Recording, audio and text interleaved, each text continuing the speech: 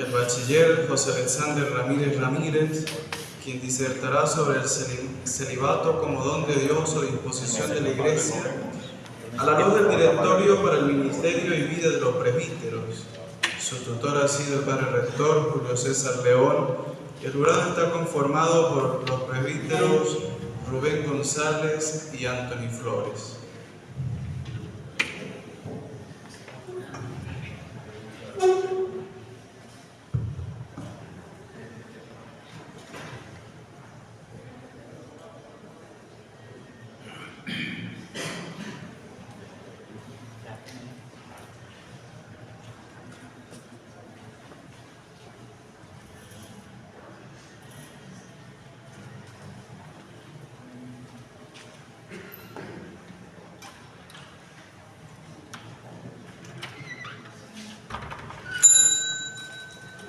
Para hablar de celibato es necesario poder comparar los triples conceptos que son parecidos: castidad, abstinencia y celibato. La castidad. Esta palabra proviene del latín castitas, una virtud que se opone a los efectos carnales, o podría referirse a la fidelidad que se guarda mutuamente los casados. Para la teología moral, esta palabra significa la abstención de todo amor desordenado de todas las criaturas. Excluye, pues, no solo el amor de los placeres carnales, sino el amor desordenado de cualquier objeto. La abstinencia proviene del latín abstinencia, continencia, privación de los placeres enervantes y con especialidad con los carnales. La facultad que tienen algunos animales de dejar de comer durante algún tiempo, por el regular en invierno, sin hacer más que dormir. Puede decirse que desde un punto de vista amplio, la abstinencia se refiere a distintas formas de poder contenerse actos voluntarios o que se genera vicios en las personas. El celibato se entiende como un estado no unido al matrimonio. Proviene del latín celibatus, que ha recibido la acción de ser soltero, y que deriva de la raíz shel, soltero. De ahí la palabra célibe, también podría estar relacionado con el sánscrito, soltero. De ahí solo privado, que viene del griego koiló, hueco vacío. Con este significado la palabra se vincula con estar solo. Así se puede relacionar en la práctica eclesial, viéndose como privado o soltero. En el Antiguo Testamento, para hablar de celibato era prácticamente impensable. La única virtud que tenía el celibato era que una mujer llegara virgen al matrimonio.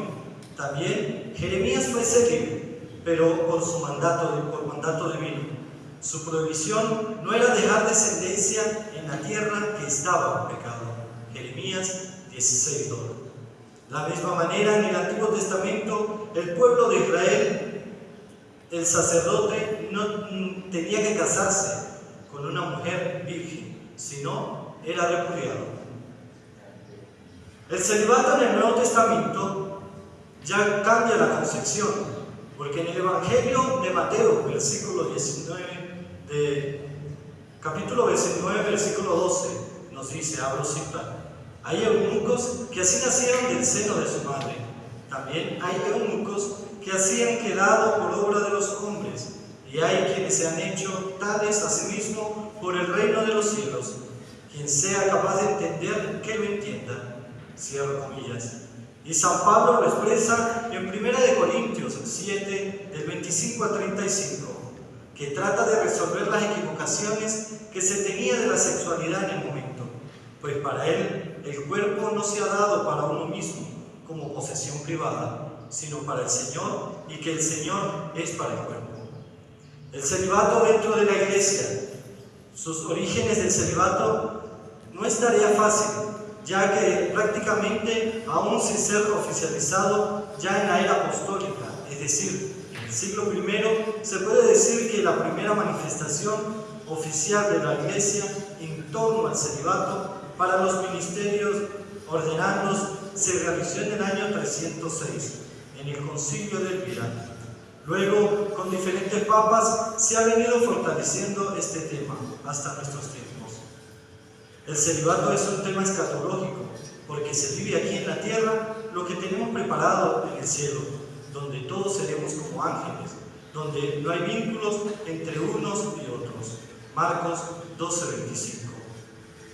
Por tanto, a partir de esta investigación y al desglosar cada uno de los puntos que resalta el Directorio para el Ministerio y Vida de los Presbíteros sobre el celibato, se pudo analizar lo importante que es para la Iglesia y para la vida consagrada, que es un reto, pero que Dios capacita a cada uno para poder llevarlo con responsabilidad.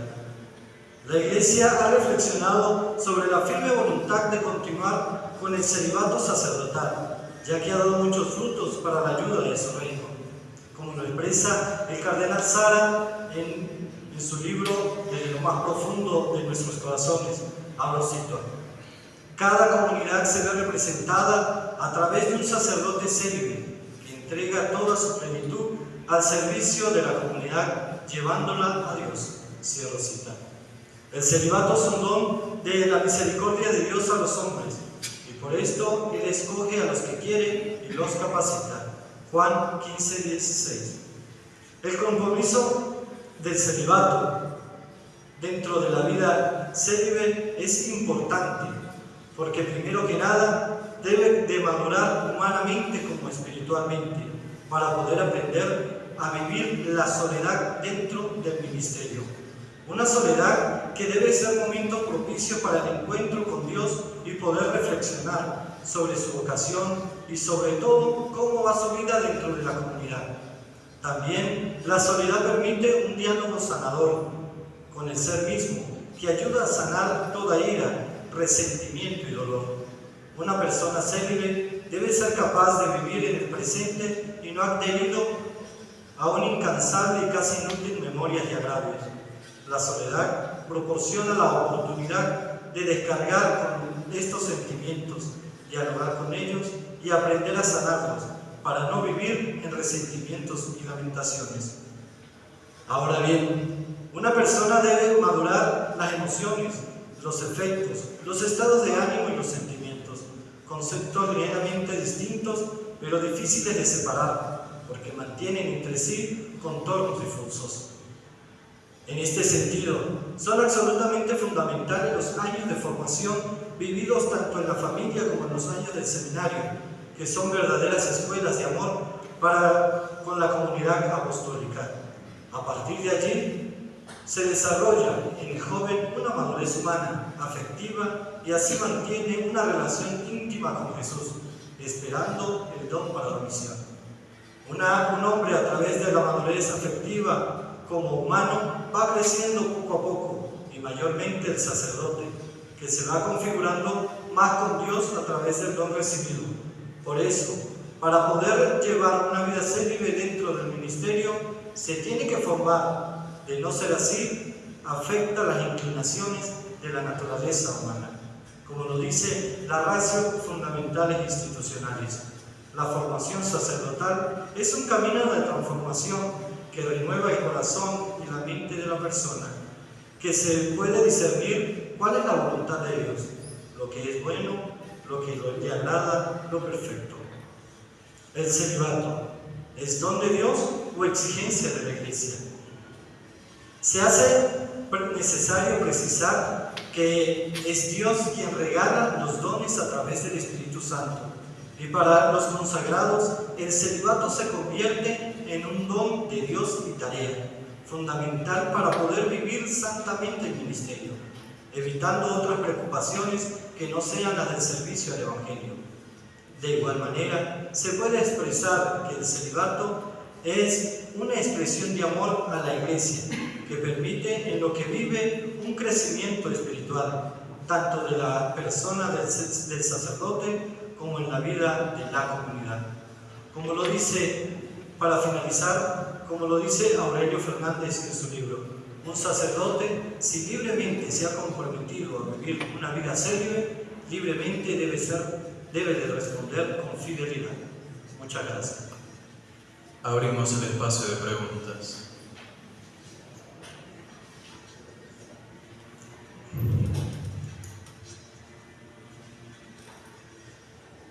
Muy buena tu trabajito sobre el celibato en la vida del ministro ordenado.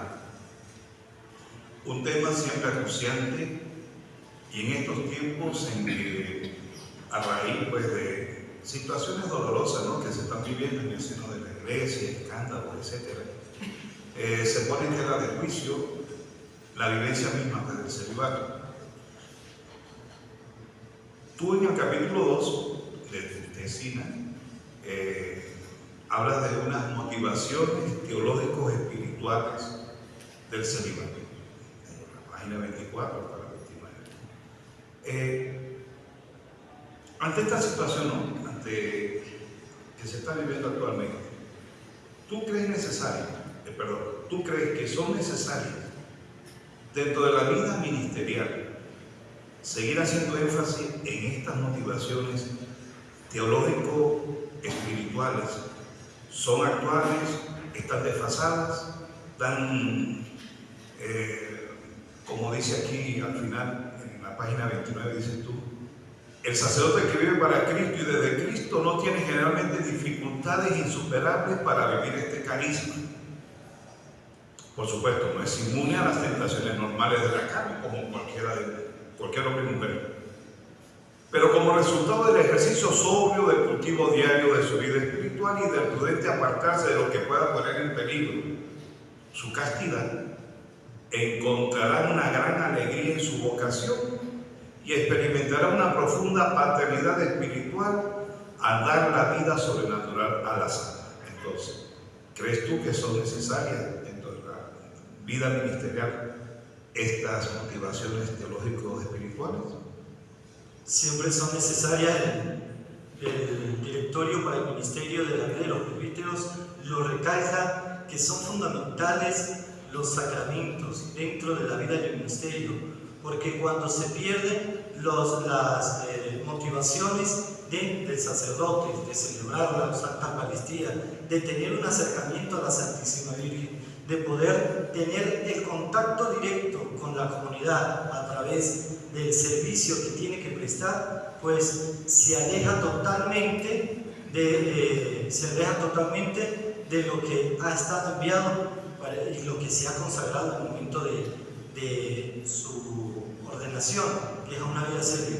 Entonces, si pierde las motivaciones, si pierde todo lo que en un principio, como se dice, en el primer amor, se pierde todo eso, pues entonces, tristemente, el sacerdote cae y ve como normal esas caídas.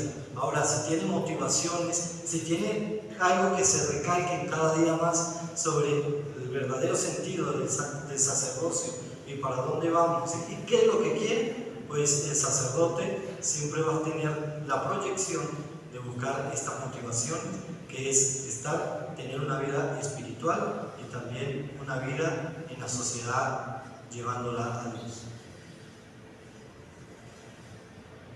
En el momento actual, desde la sociobiología nos están atacando mucho a los que vivimos el sacerdocio celibatario, ya sea en el sacerdocio diocesano, en la vida consagrada, el voto de castidad. W. Wright dice que somos unos neuróticos dignos de lástima los que vivimos o los que viven el celibato, y que son gente que vive pues angustiada, desesperada.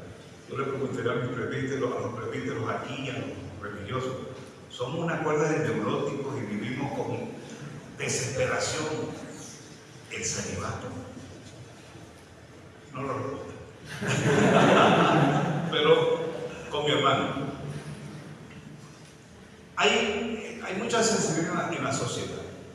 A raíz últimamente pues, del sínodo alemán, donde se está poniendo en tela de juicio pues, que la iglesia imponga, ellos dicen impone, la iglesia no impone, lo que es un don de Dios y es tarea por parte nuestra, lo del celibato, que tiene que hacerse a lo sumo opcional, la vivencia del celibato. Tu opinión personal a esto. ¿Crees tú que el celibato tiene que ser solamente opcional para la vida sacerdotal? Sabemos que para la vida religiosa pues, es un don, voto de castidad que se hace pues, en la profesión religiosa, y antes de ser ordenados diáconos, los religiosos, después de haber hecho su profesión perpetua, solemne o simple, acceden a lo que en el diaconado pues, nos pide la Iglesia, ¿no? El celibato como medio de fecundidad pastoral en nuestra vida. ¿Qué opinas tú al respecto? Bueno, citando al Papa Francisco en su última entrevista con motivo de su aniversario de pontificado, a él hicieron la pregunta sobre si podría hacerse el celibato opcional, lo cual respondió: el celibato ciertamente es una disciplina, no es un dogma de fe, es una disciplina y que podría ser opcional. Incluso él mismo lo dice, pero yo no estoy preparado para hacerlo. Yo creo que al ser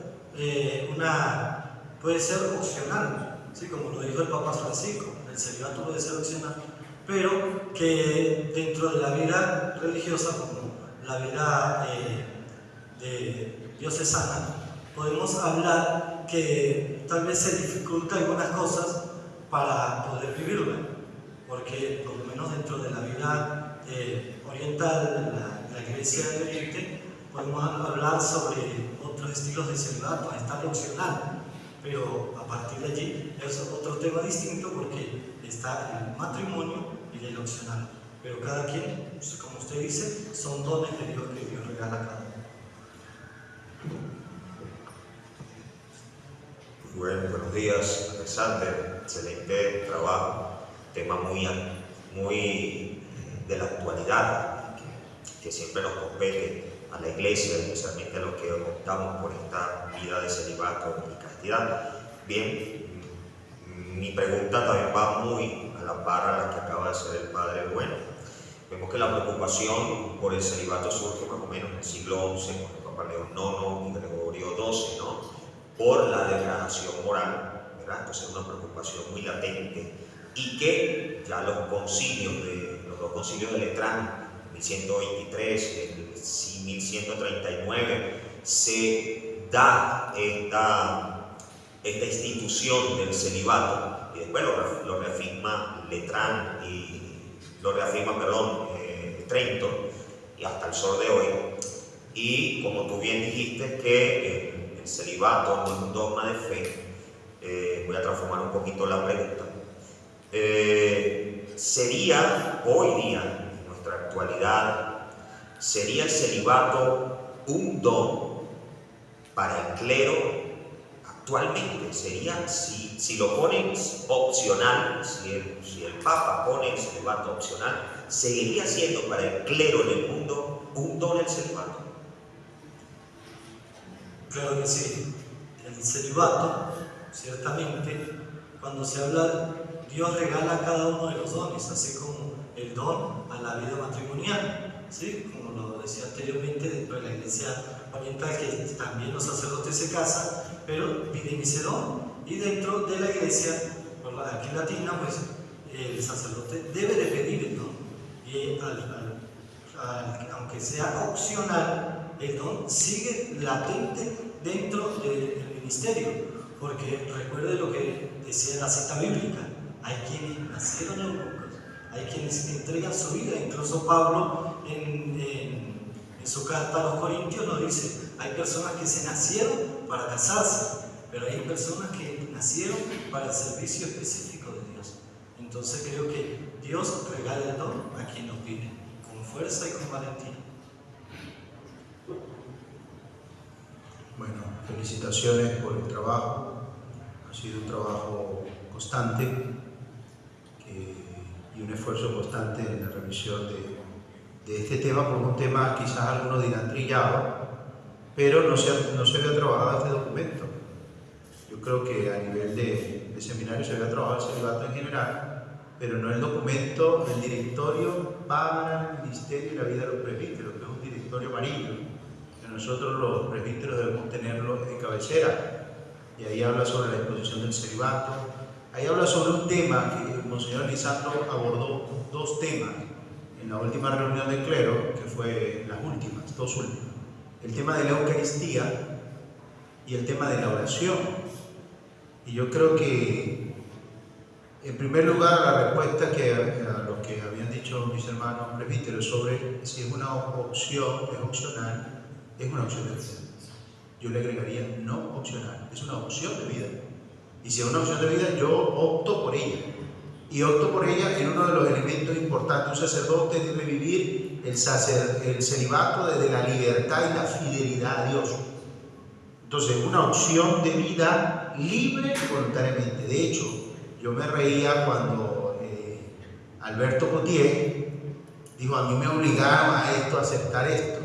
Y cuando tú hiciste la carta, decía yo, le decía cuando estaba en la entrevista, pendejo, cuando hiciste la carta de puño y letra, libre y voluntariamente, sin ser coaccionado por nadie, opto por el sacerdocio, a ti te obligaron. Y yo se lo digo a los diáconos que hicieron la petición. ¿Quién te obligó a eso? De hecho, nosotros no decimos metan la carta. Ustedes lo meditan con el director espiritual y su confesor, y ustedes deciden: ay, padre, es que yo quiero meter la carta. O sea, todos, aquí hay seminaristas. Es que yo quiero meter la carta. ¿Quién te obligó? Fue una opción de vida. Yo digo que el celibato es opcional, sí, una opción de vida. Tú optas por él, nadie te obliga. Y si no quieres optar el celibato, pues no llegas a ser sacerdote. Igual la academia militar, nadie dice la academia militar. La academia militar, si tú entras a la academia militar, tienes que ajustarte a lo que te exigen allí. Y si no, no entres.